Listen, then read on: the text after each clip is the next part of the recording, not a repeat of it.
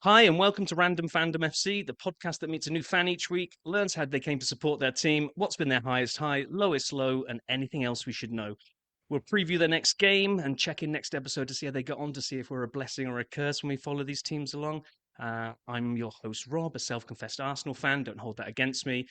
Before we meet our new guest, I've got to play my walkout music. Still a bit undecided on this. It might get transferred out in the January transfer window, but let's give this a shot. We've been through the highs and the lows, cheering for stands where it always shows. Our colours fly, our spirits never die. Together we rise to the endless sky. We'll sing it loud for the team we love. In every match we won't give up. Forever proud, our hearts ignite, supporting you under the floodlights. Yeah, I wrote that myself. It's me on the vocals. I'm very proud of myself there. So, let's meet the very first guest on Random Fandom and who he supports. So we have to ask the question: who do we have on Random Fandom? Hi Rob, I'm Jamie and I live in Devon. And who do you support?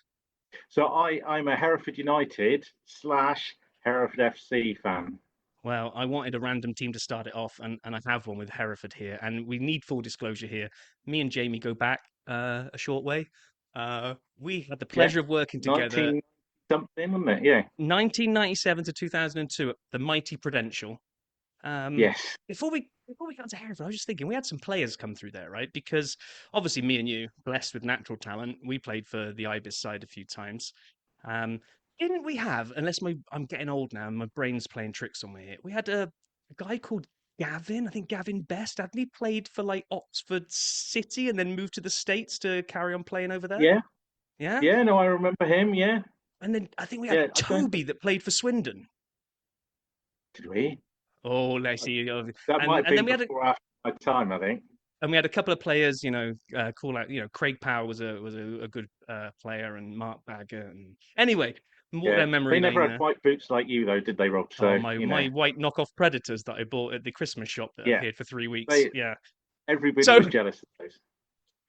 Hey, and if we're talking about the Ibis, it'd be remiss of me not to give a shout out to that was the first team I played for after coming out of university, the Prudential Works team. Steve Costello with his flowing ponytail playing at left back. That was a sight to be seen, I'm telling you. But anyway, right, let's get on to what we're supposed to be talking about. Hereford. Now, we're going to band together. I've done a little fact sheet here. I'm going to do each week just to kind of level set where we are. Now, Hereford FC are kind of the phoenix from the Flames club that were born out of the ashes of Hereford United when they folded 2014, 2015, right? I think. Yeah, I get that right?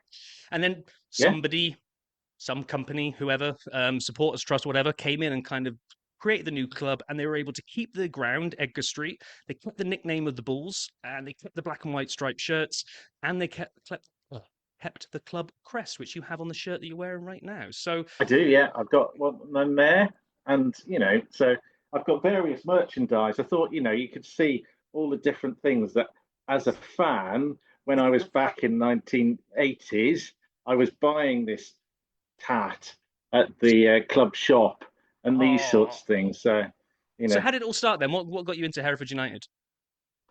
I remember the day. It's like your first love, where you eyes meet across the room.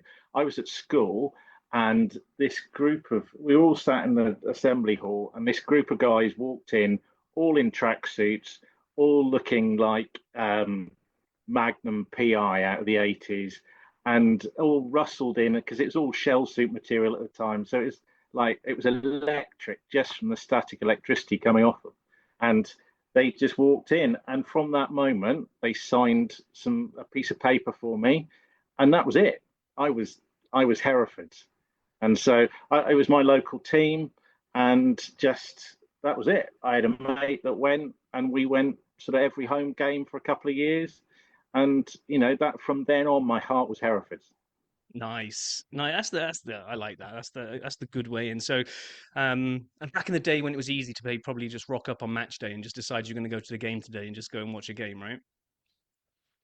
Yeah, usually, but it was. I mean, what, 2 or 3 thousand was when I was going. There's 2, 3 thousand in there. It wasn't huge numbers, but for a Division Four club as it was then, or League Two as it is now, that was that was good going. It was all right. So Yeah, yeah, it's 100%. And that's where they were for. Did they ever get up to Division Three during you all kind of supporting them? Or they always hang out in Division Four? I can't remember actually. yeah, no, they had 19 years of mediocrity staying in Division Four. And then as I was, then they went down to non-league, and then we came out of non-league, and then we managed to get up to Division Three or League One now, and that was the heady heights. We stayed there one season, and that was too far for us. We all got nosebleeds, and we went straight back down again. But it was a beautiful time.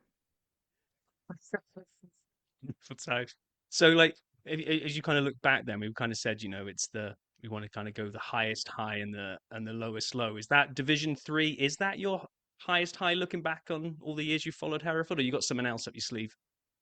No, I've got something.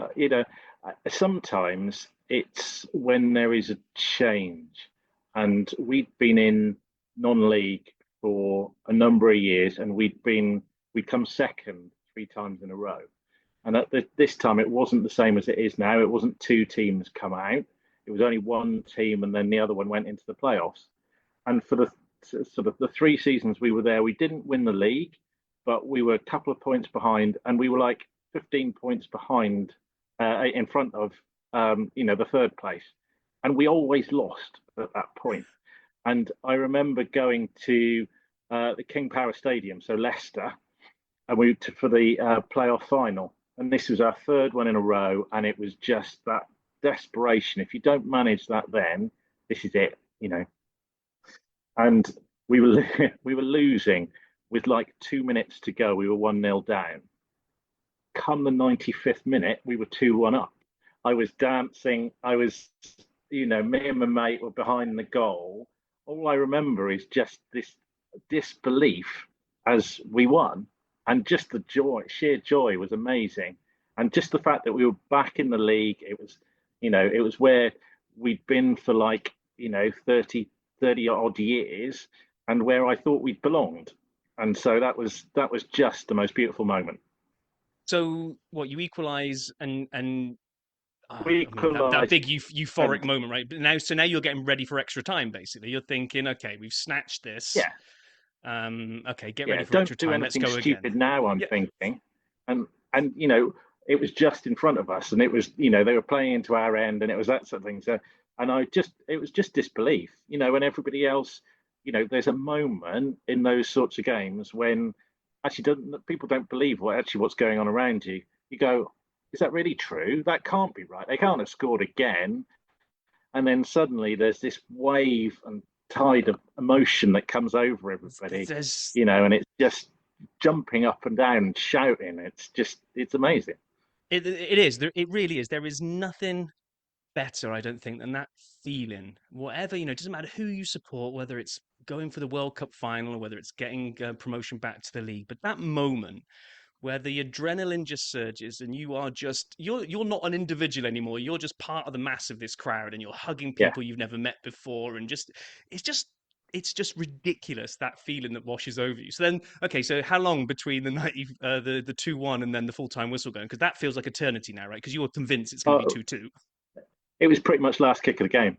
It Oh, was it nice. was that late, so it was great.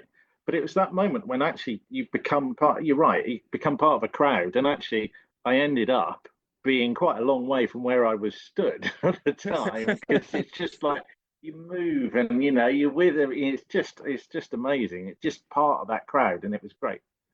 And what was the because games like that, when you snatch something at the death like that, yes, you get the huge euphoric moment like you just described, but I always find like the walk back to the car or where the train or wherever you've gone afterwards, that kind of buzz kind of just Yeah. stays with you. It's not obviously that same high as when the goal went in, but that feeling when you're just chatting to people, going over what happened, and just it's crazy how this sport can kind of inform your mood for probably like the rest of the week. Yeah, I definitely. And it goes, it was that moment where you just, I had a 4 hour drive back. So Leicester's a long way from Devon.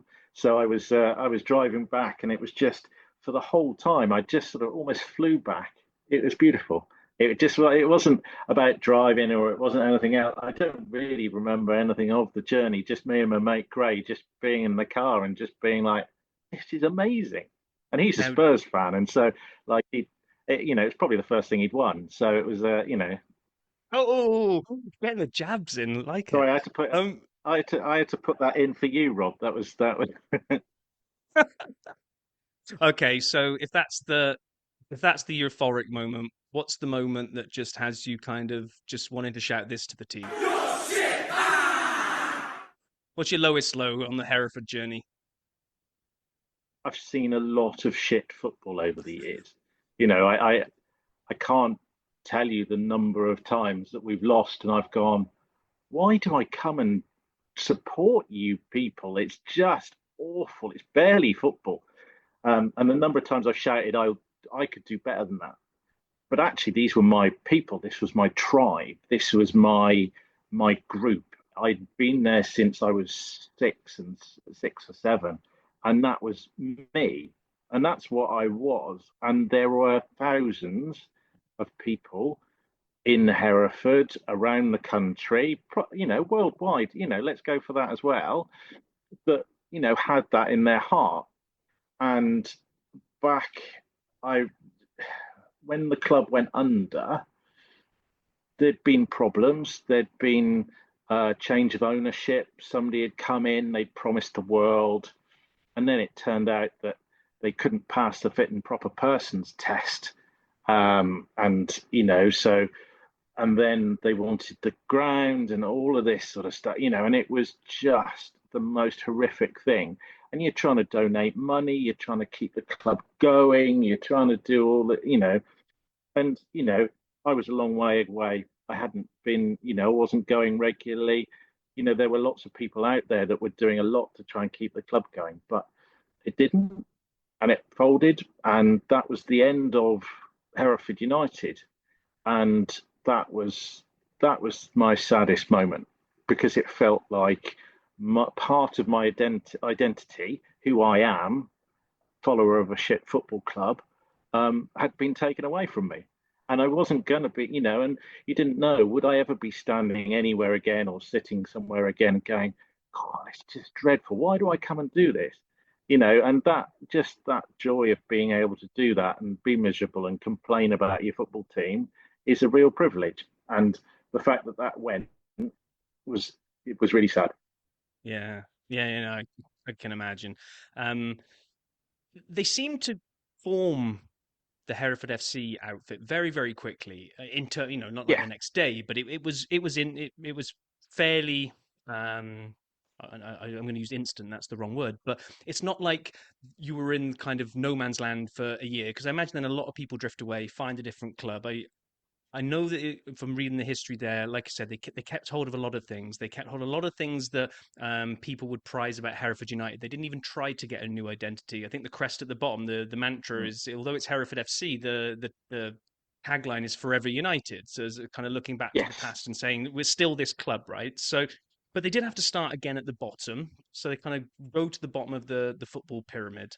I think it was 3 successive promotions early on. You now find yourself in, I think it's called what Rex. You one below where Wrexham got held up for a long time, right? You're in National League North, one below National League, which yeah. is then one below returning to the league. Um, how difficult have you managed to keep like that identity that you do feel that this is the same club? I mean, you're wearing the shirt, and how much more I difficult is am. it to kind of keep the interest while they're like in that lower levels of the footballing pyramid? I think you've got to give shout out to those people that were there at the time, the businessmen, the supporters club, all of those people that absolutely pulled this magic out of the hat to be able to, you know, go to the ground, get the ground ready. The ground was in an awful state, and like people went and they were getting it back. They were painting, they were cleaning, they were repairing, they were doing all that sort of thing, and people stepped up, and people in the local community, and that ultimately is what a football club is often here, is that it's a focal point of the local community, and people need that. They want that. It's not just my identity; it's other identities. And you look at other football clubs that have gone, gone as well. You look at Bury. You look actually at a lot of the league that we're in. There's quite a few clubs in there that are also will have been in the same position and have gone a long way down the pyramid when we used to be fighting them back in the fourth division. So it's it's sad, but I think there's a lot of people that have put in their time, they've put in their effort, they've put in their money, and that's what made it possible, I think. Yeah, you're absolutely right. When I was kind of scrolling down the league, Yeah, Kidderminster you had to Harriers, the scroll top. down quite a lot, though, didn't you? You're not doing too bad actually. Ninth spot, No, a no, it's couple of points outside the just outside the playoffs. playoff. Yeah, Yeah. So you got Kidderminster Harriers that I remember them being a lot higher up. Scunthorpe, they used to be up in the league. And you kind of look through this, you got Oxford City down there. There's a lot of teams that have kind of been yo-yos. I think if you go to the one above and look at the National League, where that seems brutal. I mean, I remember watching Welcome to Wrexham, as I know a lot of people did, and I thought that I didn't want people watching that to get the idea that they're. I don't want to say they're a special team with a special community because they are. But what you just described is every little small team like that is usually in a community where it means so much to the community. So, yeah, I don't know what your I love that thoughts are. program. Oh, it's I love amazing. I that think it's done. program because it just encapsulates what it means to support a team, and Yeah. it encapsulates what it means to people, and you can see each of those individuals there have got a story, and at every club, everybody's got a story of what's there for them, and you know what what the owners there have done is amazing, and actually they've stepped up for a community, and the way that they've done it feels from obviously it's their show, but it feels like they've got the heart and they've got the idea of what it means to have a Yes. be custodian of a club rather than thinking this is my club and I'm going to own it and I'm going to run it how I want it. They're running it, seem to be running it for the community, and that's what you need out of an owner, Yeah, really. agree. And again, like you say, it's their show; they control it. But you do get the idea. The very fact that when you watch that show, they're not in it as much. They've kind of stepped away and pushed forward a lot of the local community. It would have been very easy to make it a show just about those two and their reactions to what was going on field. Yeah, But the players have become superstars. The local community, the guy that runs the pub, is kind of like nationally recognizable. It's just brilliant. Okay, let's get back to Hereford. So I did see this that in 2022, 2023, Hereford FC made it to the first round proper of the FA Cup.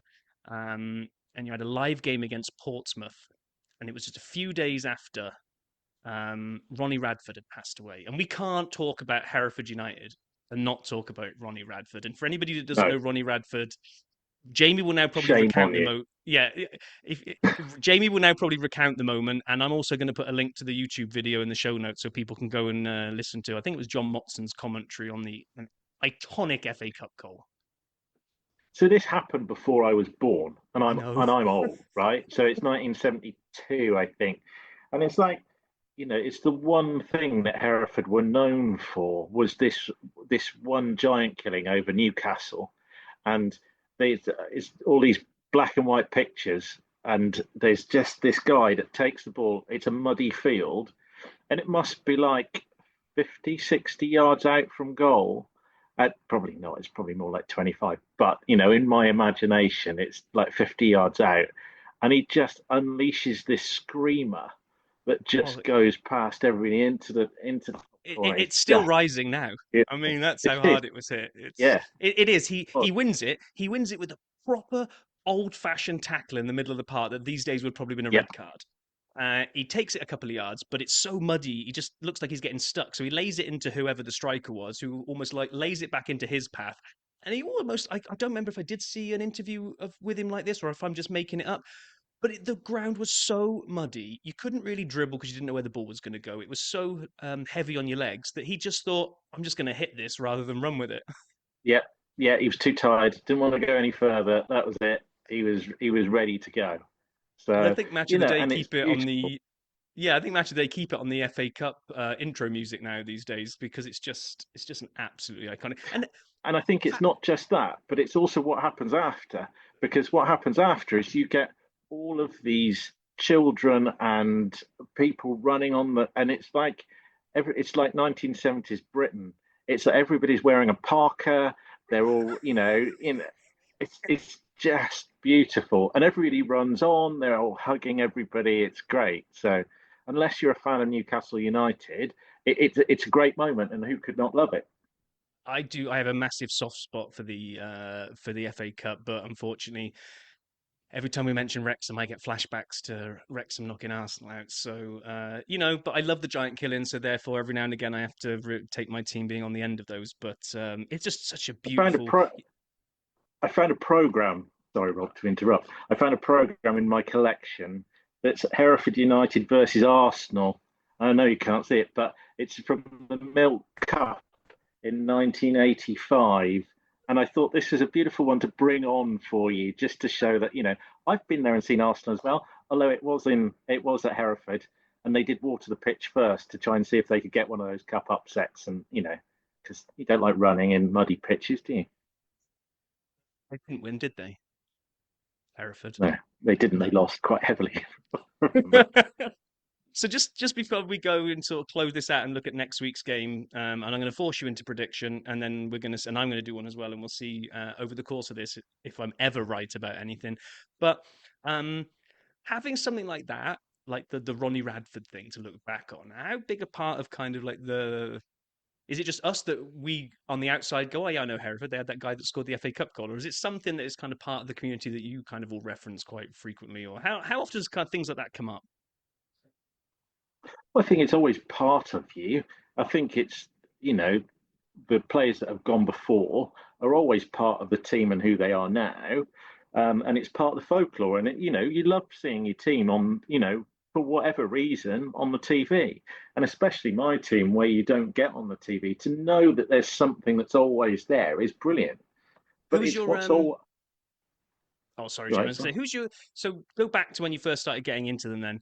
Who's your favourite player? There must have been Jamie's favourite that was kind of like walking on water, best Hereford player you've ever seen. oh, yeah, Jimmy Harvey.